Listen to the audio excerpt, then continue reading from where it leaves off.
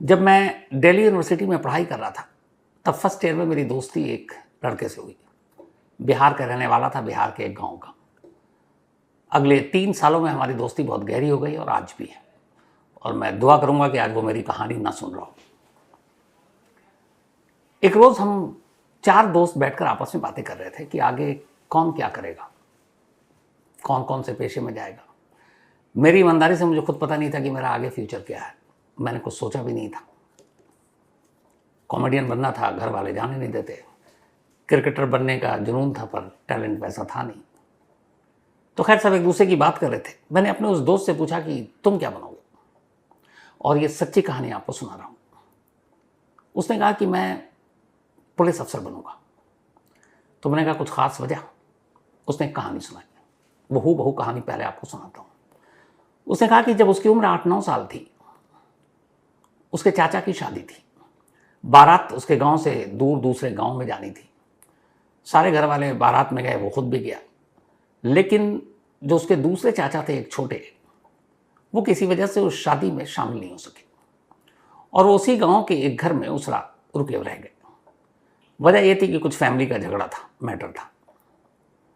अब ये लोग सब बारात में चले गए, उसके बाद लौट कर आ गए, सब कुछ ठीक ठाक। 4 दिन के बाद उनके घर पर पुलिस आती है और पुलिस उसी छोटे चाचा को, जो उस बारात में उस रात नहीं गए, पूछती है कहाँ है। घर वाले हैरान परेशान, और सब शरीफ फैमिली, पढ़े लिखे। तो मेरे उस दोस्त के फादर वो पुलिस वाले से पूछते हैं कि आप क्यों ढूंढ रहे हैं। उनमें से एक पुलिस वाला अचानक मेरे दोस्त के उस फादर को थप्पड़ मार देता है। 8-9 साल का ये लड़का, जो उस वक्त जिस दोस्त की कहानी सुना रहा हूँ, उसके लिए उसकी पूरी दुनिया, पूरी इज्जत, पूरी मर्यादा, मतलब उसका आइडियल उसके पिता थे। वो उन्हीं जैसा बनना चाहता था। और उसी बच्चे के सामने पुलिस वाले उसके उसी पिता को, जो उसकी पूरी दुनिया, जिनके बारे में वो कुछ सोच भी नहीं सकता था, एक थप्पड़ मार रहा है। सिर्फ एक थप्पड़ मारा, लेकिन उस लड़के के दिल में यह बात घर कर गई। खैर बाद में 2-3 दिन के बाद यह हुआ कि असल में वहाँ कत्ल हुआ था और शक ये था कि कातिल यहीं लोकल है। कुछ लोगों को पकड़ा और फिर यह हुआ कि उनमें से किसी एक ने, जो उसका जो पकड़ा, वो उसकी दूर की दोस्ती थी इसके छोटे चाचा के साथ। तो जब पुलिस ने तफ्तीश की तो पता चला कि इस घर में शादी है और सभी गए और सगे भाई की शादी में वो नहीं गया। तो पुलिस को और शक हुआ और इसीलिए वो आए थे उसे उठाने। हालांकि बाद में असली कातिल पकड़े गए, इसके छोटे चाचा को कुछ हुआ नहीं और वो अभी भी एक अच्छी खासी नौकरी कर रहे हैं। तो मेरे उस दोस्त ने कहा कि जिस दिन मेरे पिता को थप्पड़ मारा तब मैंने तय किया था कि मुझे पुलिस वाला बनना है। गुस्से में, हालांकि उस वक्त उसने ये भी कहा था कि मैं बदला लेने के लिए बनना चाहता था। लेकिन खैर धीरे धीरे वो बड़ा हुआ, तो जब पढ़ाई लिखाई कर रहा था तब उसने कहा कि अब क्या बदला लेना, लेकिन हाँ, वो चीज़ छोड़ूंगा नहीं, बनूंगा पुलिस अफसर। और बाद में उसने यूपीएससी तो क्लियर नहीं कर पाया, बीपीएससी का एग्ज़ाम दिया और अभी बिहार पुलिस में काम कर रहा है। ये कहानी इसलिए सुनाई शुरू में आपको कि एक 25 साल का लड़का, उसके पिता को पुलिस स्टेशन में पुलिस वाले उठाकर ले गए। उसे पता चलता है, वो थाने जाता है। जब थाने जाता है तो देखता है उसके पिता को एक पुलिस वाला थप्पड़ मार रहा है। बेटे के सामने उसके पिता को पुलिस वाले बेइज्जत करके थप्पड़ मार रहे हैं, उससे रहा नहीं जाता। जिस कांस्टेबल या जिस पुलिस वाले ने थप्पड़ मारा उसके पिता को, वो जाकर उसका हाथ पकड़ने की कोशिश करता है और इसी कोशिश में उस लड़के का हाथ उस पुलिस वाले के गिरेबान तक पहुंच जाता है। खाकी वर्दी का एक बटन टूट जाता है। जैसे ही ये होता है, वहाँ आसपास खड़े बाकी पुलिस वालों को गुस्सा आता है और इसके बाद अब बाप को छोड़कर सब बेटे पर टूट पड़ते हैं। ये सिलसिला फिर पूरी रात चलता है। पुलिस लॉकअप के अंदर 10 पुलिस वाले एक साथ 2 लोगों पर कहर बनकर टूटे हुए थे, कभी डंडों से, कभी लातों से, कभी जूतों से। आलम यह कि जिस्म पर इतने जख्म के हर जख्म से खून रिस रहा है। पूरी रात पिटाई के बाद दोनों बदहवा से सुबह, खून से कपड़े रंग चुके। बाहर घर वाले पुलिस वालों से दुहाई दे रहे कि छोड़ दो, बेकसूर लोग हैं।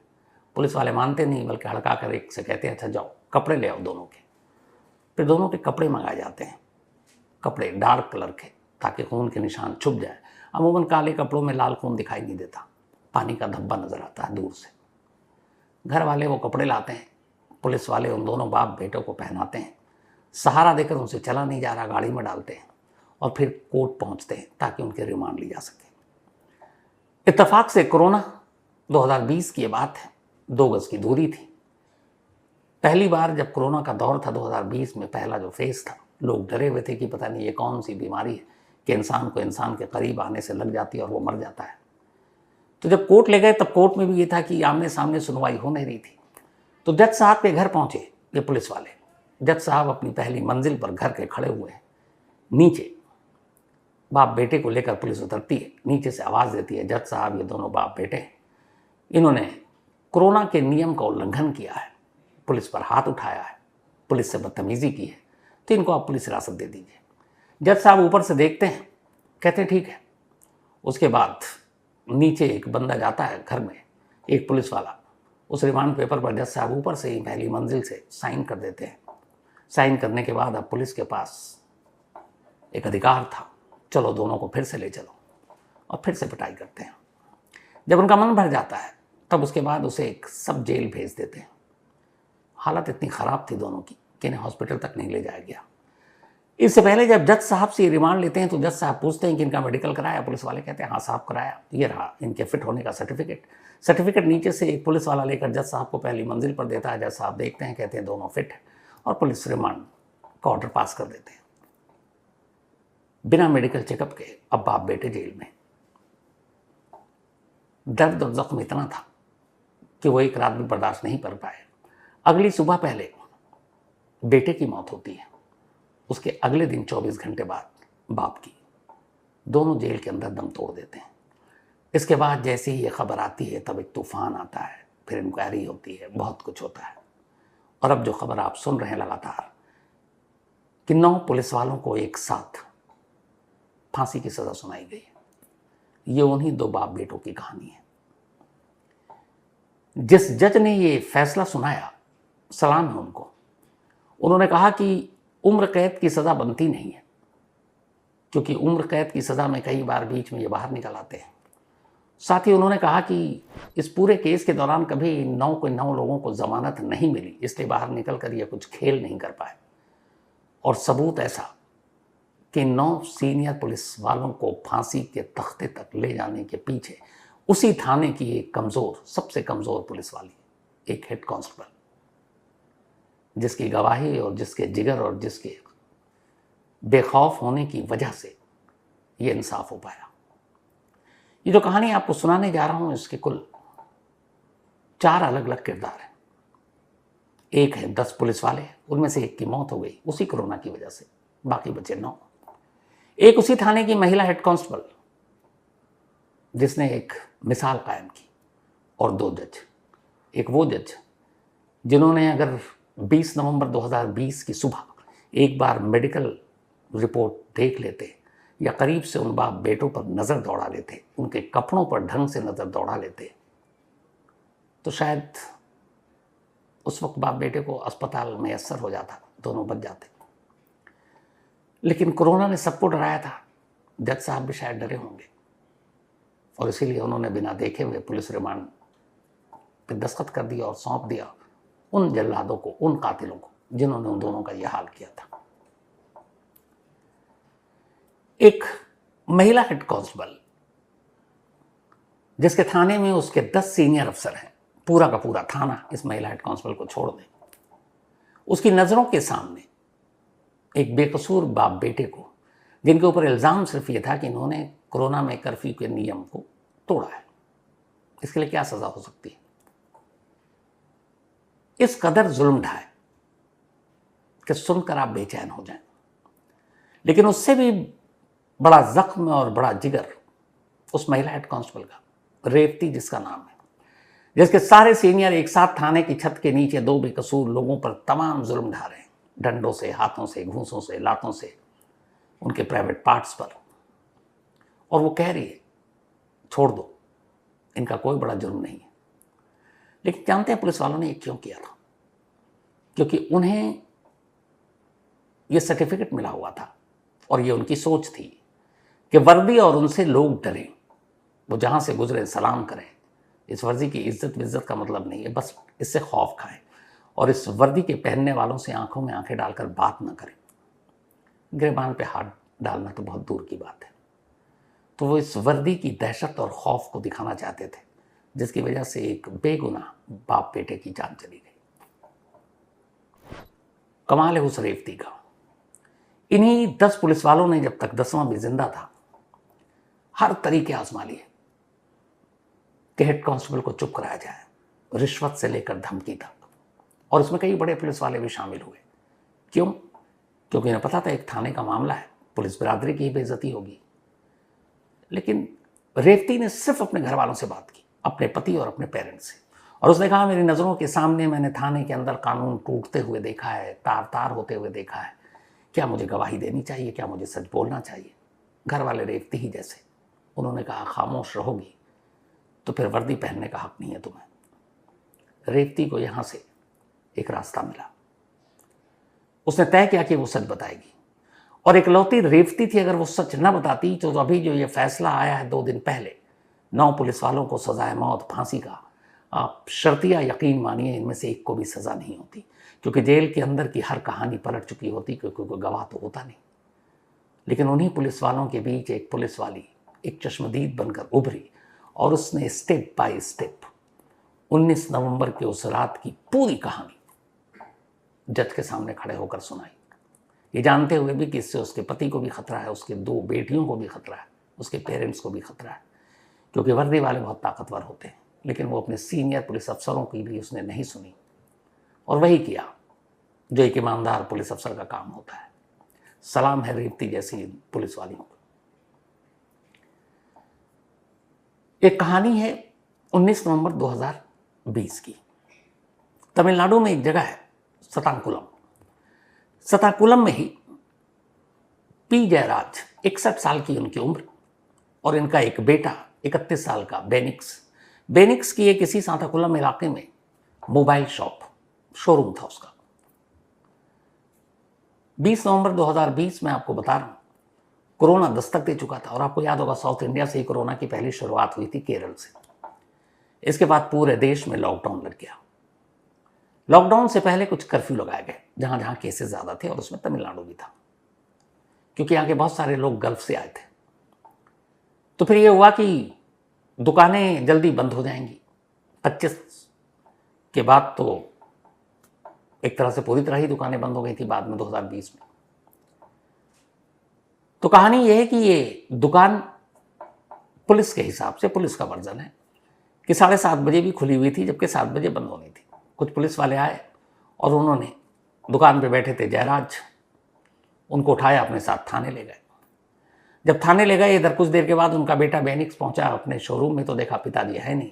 दुकान के स्टाफ ने बताया कुछ पुलिस वाले आए थे और पुलिस वाले उनको लेकर चले गए।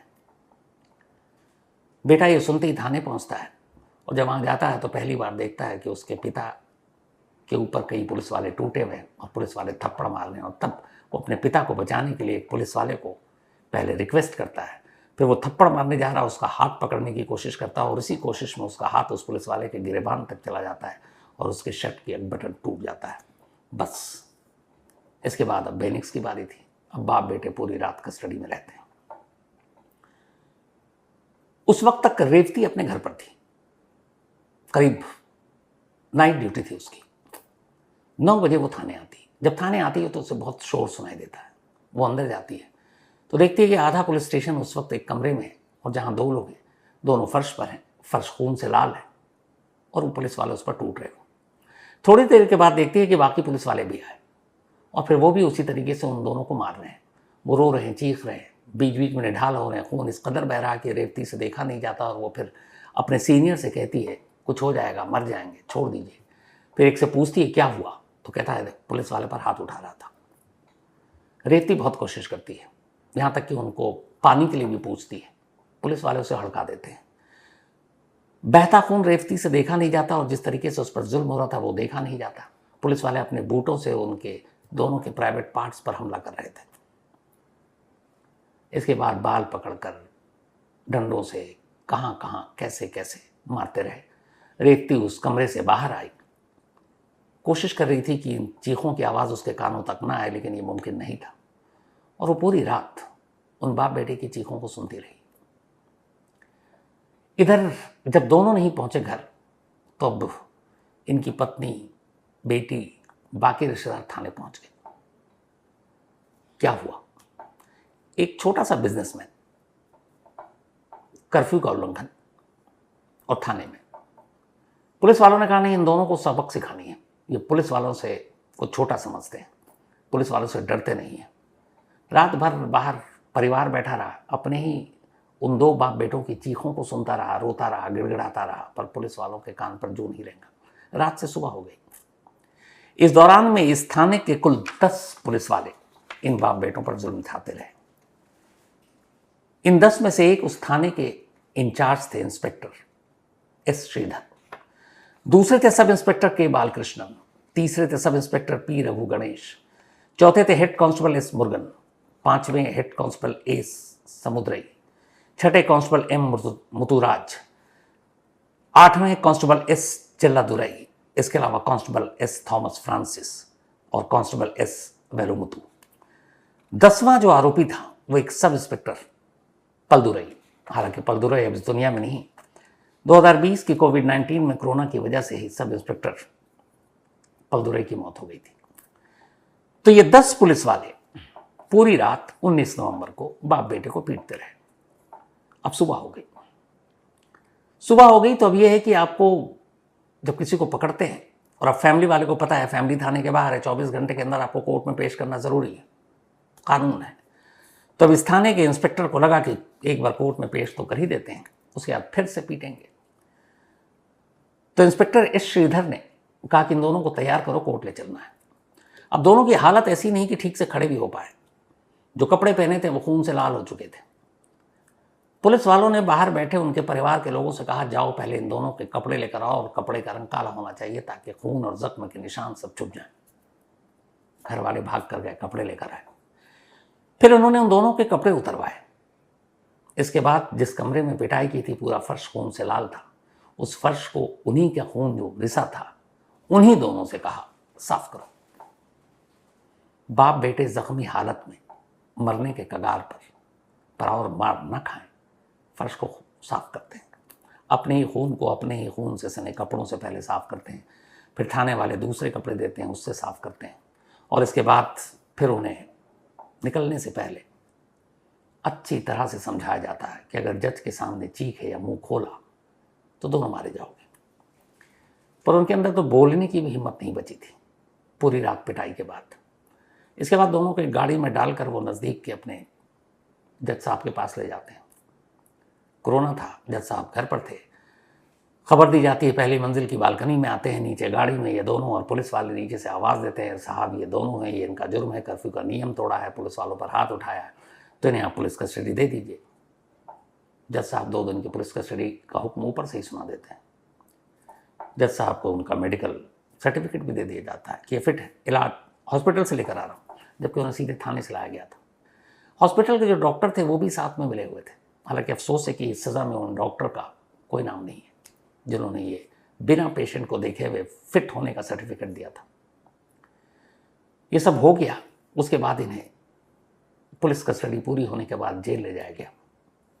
जेल में दोनों की हालत बिगड़ी, लेकिन जेल वाले भी अस्पताल पहले नहीं पहुंचाया। जब ज़्यादा बिगड़ी तो फिर पहले बेटे को ले जाया गया, बेटा जेल में दम तोड़ देता है। इधर बाप की हालत बिगड़ी तो फिर उसको भी अस्पताल ले जाया जाता है, बाप अगले दिन दम तोड़ देता है। जब ये दोनों चीज़ें हो गई तो परिवार को तो पता था दोनों की मौत से अब ये पूरा थाना भी हिल जाता है। उन्हें लगता है पहली बार डर। तब तक मार्केट एसोसिएशन और जितने दुकानदार और वहाँ के लोग सब शरीफ पुलिस की ब्रुटलिटी की, पुलिस की क्रूर हिंसा की खबरों में थी, सड़क पर उतर आते। पुलिस वालों के खिलाफ अब आंदोलन शुरू हो जाता है, पर तब भी कुछ नहीं हुआ। तमिलनाडु की पुलिस को तब भी एहसास नहीं था कि 2 लोगों को जिस तरीके से मारा गया, कम से कम फौरन इन पुलिस वाले के हर एक पुलिस को सस्पेंड करके इनको अरेस्ट करना चाहिए, क्योंकि वो कातिल है। सीनियर पुलिस अफसर अपने जूनियर पुलिस अफसरों को बचाने में जुट गए। इसके बाद ये खबर मीडिया में आती है। जैसे ही मीडिया में आती है, मद्रास हाई कोर्ट के कानों तक ये खबर पहुंचती है। मद्रास हाई कोर्ट अपनी तरफ से एक संज्ञान लेती है और कहती है कि इस मामले की जांच फौरन CID को सौंपो, तब तक जब तक कि CBI आकर इस केस को टेक ओवर नहीं कर ले, और मुझे पूरी रिपोर्ट चाहिए। जैसे ही मद्रास हाई कोर्ट ने इस मामले में दखल दिया, तमिलनाडु पुलिस की हवा खराब हो गई। सबसे पहले सीआईडी ने जांच शुरू की, सब कुछ सामने था, 10 पुलिस वालों को अरेस्ट किया गया। अब यह था कि पूरा थाना अरेस्ट होगा और थाने के स्टाफ की गिनती थी 11, एक थी रेवती। लेकिन इस टॉर्चर में और जिस तरह के जख्म थे उन दोनों के जिस्मों पर जो पोस्टमार्टम रिपोर्ट में सामने आए, यह था कि और जिस वक्त गिरफ्तारी हुई तब रेवती घर पर थी। लेकिन ये सब कुछ हुआ और पुलिस वाले तब भी आराम से हैं, हंस रहे हैं। क्या है, हाईकोर्ट ने कह दिया, अदालत भी अपनी है, जो जज साहब बिना देखे हुए, बिना मेडिकल सर्टिफिकेट या बिना पूछे हुए पुलिस रिमांड दे सकते हैं, तो फिर इन पुलिस वालों का कौन क्या बिगाड़ेगा। तो तब भी मुतमईन थे। लेकिन हाईकोर्ट सख्त थी, इधर मीडिया लगातार अपना काम कर रही थी, जुल्म और सितम की कहानी छन छन कर बाहर आ रही थी, पोस्टमार्टम रिपोर्ट में दिए गए जख्मों की गिनतियां आप मीडिया में गिना जा रहा। इसके बाद मामला सीबीआई को सौंप दिया गया। जब सीबीआई को सौंपा गया तो एक दिक्कत आ गई। सब कुछ थाने के अंदर हुआ था और थाने के अंदर जो जुल्म ढाए गए वहां पे सीसीटीवी कैमरा हटा हुआ था। अब सवाल यह है कि सिर्फ कहानी के बलबूते पर कैसे सजा मिले और कोई गवाह नहीं। आम पब्लिक थाने के अंदर तो उस वक्त जाएगी नहीं। तब एक सीबीआई के अफसर ने रेवती से कहा कि अगर आपको लगता है कि यह गलत है, नाइंसाफी है, तो आप गवाही क्यों नहीं देती। इस दौरान रेवती पहले से डरी हुई थी। जैसे ही हाईकोर्ट ने मामले में दखल दिया, रेवती के ऊपर दबाव शुरू कि सुनो, तुम इकलौती हो जो बेकसूर हो, लेकिन अगर तुमने जो कुछ देखा और गवाही दी तो फिर अंजाम बुरा होगा, क्योंकि हम वर्दी वाले, हम ऊपर तक सारे पुलिस वाले, और हम लोगों पे गाज गिरेगी तो पूरी तमिलनाडु पुलिस बदनाम होगी, इसलिए ऊपर वाले भी हमारी मदद करेंगे, बस तुम चुप रहना। रेवती चुप थी, तब उसने गवाही नहीं दी, डरी हुई भी थी, परिवार के बारे में भी सोच रही है, अपने बच्चों के बारे में भी सोच रही है, पति के बारे में भी सोच रही है, माँ बाप के बारे में भी सोच रही है। इधर अब सीबीआई की जांच जारी है। धीरे धीरे रेवती, चूंकि उसी पुलिस स्टेशन में, उसे मालूम है कि इस केस का अंजाम क्या होगा, जिस तरीके से जांच चल रही है, क्योंकि कोई चश्मदीद नहीं है, कोई अंदर की कहानी बताने वाला नहीं, ले देकर सिर्फ एक है और वो खुद रेवती है। लेकिन उसे एहसास है कि इन मर्द पुलिस वालों के साथ इस थाने में रहकर जो उसने काम किया और जो उसने देखा, उसे लगा वो एक बेचारी क्या कर पाएगी। वक्त बीतता रहा, रेवती टालती रही। फिर एक रोज जब उसे यकीन हो गया कि शायद ये पुलिस वाले बच जाएंगे, क्योंकि कोई विटनेस नहीं है, कहानी कुछ भी डाल देंगे, सबूत होगा नहीं, होगी भी तो सज़ा बहुत मामूली होगी और निकल आएंगे, और पुलिस वालों को कब सख्त सज़ा होती है। इसी उलझन में रेवती अब परेशान रहने लगी। घर वालों ने पूछा, तब उसने घर वालों से पूरी बात शेयर की। फिर उसने कहा कि मेरी आत्मा नहीं मान रही, मैंने उस 30 साल के बच्चे और उसके बाप को अपनी नज़रों से पूरी तरह से टॉर्चर होते हुए देखा है। उनके कराने और चीखने चिल्लाने की आवाज़ मेरे कानों में अब भी है। मैं क्या करूं? और एक डर भी है कि ये लोग कुछ भी कर सकते हैं, और तब तक धमकी शुरू हो चुकी थी। तब घर वालों ने कहा कि अगर तुमको पुलिस फोर्स में काम करना और एक सच्ची और ईमानदार पुलिस वाले ही रहना है, तो फिर कानून का साथ दो, जो देखा है वो बताओ। रेवती का ये कहना था कि अगर ये मामले की जांच तमिलनाडु पुलिस करती या सीआईडी करती तो शायद वो अपना मुंह बंद रखती, क्योंकि उसे पता है उसे उल्टा फंसाया जा सकता था। उसकी यहाँ तक कि नौकरी पे बात आ जाती, उसके ऊपर कोई चार्ज लगाकर उसको नौकरी से बर्खास्त किया जा सकता था। लेकिन उसने कहा कि मुझे सीबीआई पर भरोसा था, क्योंकि ये बाहर की एजेंसी थी, दिल्ली से आई थी। तब रेवती ने घर वालों की सहमति से फैसला किया कि वो गवाही देगी। जिस दिन रेवती का ये फैसला आया, पुलिस डिपार्टमेंट तक ये बात पहुंच गई, तमिलनाडु के आला पुलिस अफसरों तक बात पहुंच गई, और अगर एक चश्मदीद उसी थाने की रेवती गवाही देगी तो अंजाम क्या होगा ये वो सब जानते थे। फिर से रेवती पर दबाव, रेवती डर गई, यहां तक कि उसके घर से बाहर निकलना मुश्किल हो गया। रेवती को लगा कि क्या करें। तब रेवती ने अपने घर वालों की मदद से मद्रास हाईकोर्ट में एक अर्जी थी। उसने सीबीआई के एक अफसर से अकेले में बात की। उसने कहा कि मैं हर चीज आपको सच बताना चाहती हूं, क्योंकि मैंने आंखों से देखा है और मैं चाहती हूं कि गुनहगारों को सजा मिले, लेकिन उससे पहले ज़रूरी है कि आप मुझे भरोसा दें कि आप लोग, आपका सिस्टम मेरे और मेरे परिवार की हिफाजत करेगा। सीबीआई के जरिए मद्रास हाईकोर्ट तक ये अर्जी पहुंचती है और मद्रास हाईकोर्ट ऑर्डर देता है कि रेवती को सुरक्षा दी जाए, और अगर रेवती को कुछ होता है तो फिर तमिलनाडु पुलिस इसकी जिम्मेदार होगी। फौरन 2 पुलिस वाले रेवती की हिफाजत में। अब रेवती को गवाही देना है, कोर्ट में जाना है, पर इन पुलिस वालों की गुंडई देखिए, जो आरोपी हैं, जो उस वक्त गिरफ्तार हो चुके थे सीबीआई के आने के। थाने के बाहर उनके लोग, बाकी पुलिस वाले सादी वर्दी में रेवती को डराते। थाने के अंदर जज के सामने रेवती को नजरें दिखाकर डराने की कोशिश की जाती। ये सिलसिला चलता रहा, रेवती को डराने की सारी कोशिशें होती रहीं, लेकिन रेवती अपने फैसले से पीछे नहीं हटी। एक हेड कांस्टेबल, वो अपने बॉस, इंस्पेक्टर, सब इंस्पेक्टर, इन सब के खिलाफ खड़ी होकर अदालत के कटघरे में गवाही दे रही थी। गवाही देती रही, केस चलता रहा, तमाम कोशिश हो गई उसको पैसे से लेकर सब कुछ, पर वो डिगी नहीं। उसने उस रात की कहानी खड़े होकर अदालत में सुनाई। उसने कहा कि मैंने वो चीखें सुनी, मैंने देखा। सीसीटीवी कैमरा उस कमरे में नहीं था, लेकिन थाने में था, क्योंकि मैंडेटरी है। रेवती की गवाही को सीसीटीवी कैमरे ने उस पर मुहर लगाई, क्योंकि उस रात 19 नवंबर 2020 को जिन 10 पुलिस वालों के नाम रेवती ने लिए, वो सारे सीसीटीवी कैमरे में उस थाने के अंदर और बाहर जाते हुए कैद थे। इस सीसीटीवी कैमरे से यह साबित हो गया कि रेवती सच है। उस रात 10 पुलिस वाले थाने में थे, 11वीं रेवती थी। रेवती की गवाही, रेवती ने आंखों से जो देखा वो बयान, और उसके बाद सीसीटीवी फुटेज के जरिए उन 10 पुलिस वालों की 19 नवंबर को उस थाने में मौजूदगी, ये इतना काफ़ी था अदालत को ये कन्विंस करने के लिए कि बाप और बेटे, 2 बेगुनाहों के कातिल ये 10 पुलिस वाले हैं। लेकिन फिर आगे चलकर इनमें से एक सब इंस्पेक्टर पलदुराई की कोरोना की वजह से ही मौत हो गई। मुकदमा चलता रहा, और अब 6 साल बाद 2 दिन पहले 7 अप्रैल को कोर्ट ने अपना फैसला सुनाया। कोर्ट ने कहा कि 9 के 9 पुलिस वालों को जिंदा रहने का कोई हक नहीं है। ये रेयरेस्ट ऑफ रेयर केस है। कानून के ये सिपाहसालार हैं, कानून के ये रक्षक हैं, और अगर ये इस तरह से कानून तोड़ेंगे इस दरिंदगी के साथ, तो फिर माफ़ी के लिए तो कोई जगह नहीं है। तो इनके लिए उम्र कैद छोटी चीज़ हो जाएगी, इनके लिए सिर्फ मौत है। और इस फैसले से पहले कोर्ट ने बाकायदा सीबीआई से और सरकार से पूछा कि इन पुलिस वालों के बारे में आपकी क्या राय है। इत्तेफाक से हर एक ने यह कहा कि इनको सबसे कड़ी से कड़ी सजा, यानी मैक्सिमम पनिशमेंट दी जाए, और तब कोर्ट ने इन 9 के 9 लोगों को सजा मौत दी है। इस फैसले के बाद उस पूरे इलाके के लोग इन जज साहब की तो तारीफ कर रहे हैं, लेकिन सबसे ज़्यादा जिसकी तारीफ कर रहे हैं वो रेवती है, हेड कांस्टेबल। इन 6 सालों में रेवती का कोई प्रमोशन नहीं हुआ, वो अभी भी हेड कांस्टेबल है। आज की तारीख में भी, आज 9 अप्रैल है। जानते हैं इसकी वजह क्या है? पुलिस डिपार्टमेंट में कई चीज़ें हैं बड़ी।